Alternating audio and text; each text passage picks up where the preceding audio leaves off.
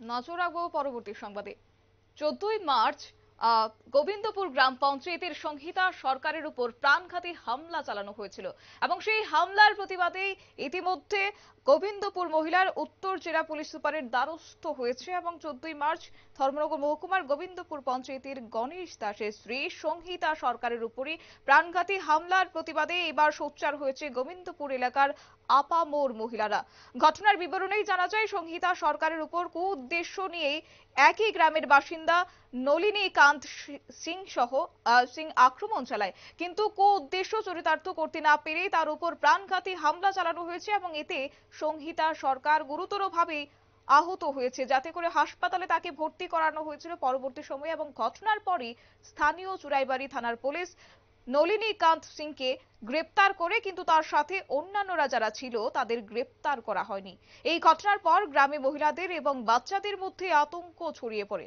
ভয়ে মহিলারা এবং বাচ্চারা ঘর থেকে বেরোতে চায় না এবং এমন অবস্থায় নিজেদের নিরাপত্তা সুনিশ্চিত করতে এবং নলিনী কান্ত সিংকে তদন্তক্রমে দোষী সাব্যস্ত করে কঠোর থেকে কঠোরতম শাস্তির ব্যবস্থা করতে গোবিন্দপুরের প্রায় শতাধিক মহিলা উত্তর জেলার পুলিশ সুপার ভানুপদ চক্রবর্তীর নিকট দ্বারস্থ হয়েছে। পাশাপাশি প্রাণঘাতী হামলার সাথে যারা অন্যান্যরা জড়িত রয়েছে তাদেরকে গ্রেপ্তার করে সঠিক শাস্তি প্রদানে মহিলাদের পক্ষ থেকে স্মারকলিপি প্রদান করা হয়েছে পুলিশ সুপারের নিকট। এবং এই বিষয়কে কেন্দ্র করে কি উঠে আসছে বক্তব্য শুনবো।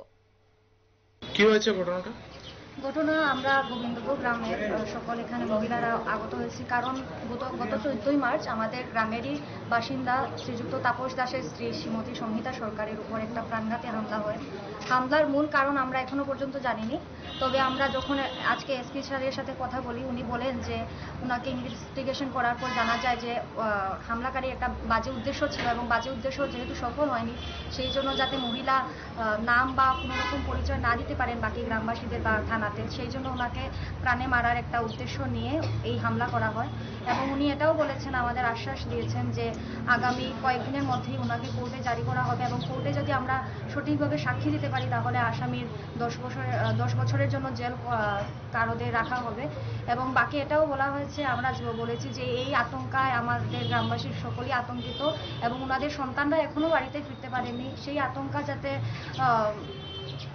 কেটে যায়, সেই আতঙ্ক কাটানোর জন্য উনি এটাও আমাদের আশ্বাস দিয়েছেন যে আগামী কয়েকদিনের মধ্যে ইলেকশনের পর একটা মিটিং ডাকা হোক এবং উনি সেখানে উপস্থিত থাকবেন এবং আসামির সাথে যদি অন্য কেউ জড়িত থাকে তাদেরও যাতে খুব তাড়াতাড়ি শিগগির কারাগারে আনা হয় এবং তাদের আইনের আওতায় আনা হয়, সেই দিকে নজর রাখার জন্য উনি পদক্ষেপ নেবেন, এটাও আমাদের আশ্বাস দিয়েছেন। তো আগামী কবে নাগাদ হয়েছিল এই ঘটনাটা? গত 14ই মার্চ।